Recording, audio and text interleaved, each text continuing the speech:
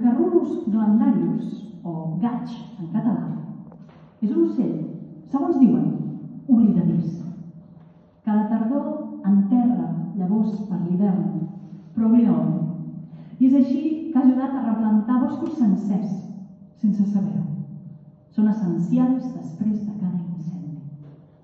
Jo, des de la meva ignorància, no crec pas que aquest ocell sigui oblidadís.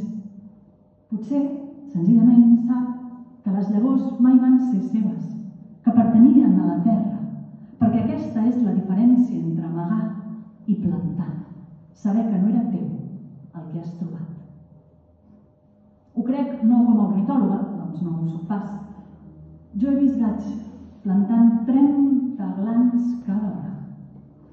18 hores per setmana, 19 durant uns anys.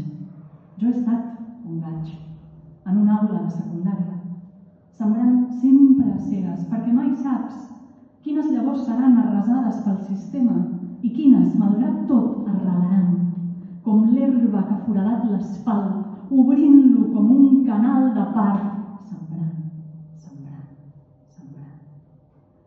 Un poeta que m'entusiasma va dir que estimar és veure claríssimament el que falta i tanmateix no deixar d'assenyalar el que sí hi ha. I confesso que en llegir-ho vaig pensar que parlava de ser mestre, que és estimar l'arbre en la llavor, amb aquella incertesa adolescent, fent-los pertànyer com pertany la gla a la terra i no a l'ocell. Això és la docència, sembrar 9 mesos i 1 i mig preparar la terra i confiar que la collita d'aquell nom oblidat en una llibreta antiga serà roure, serà alzina.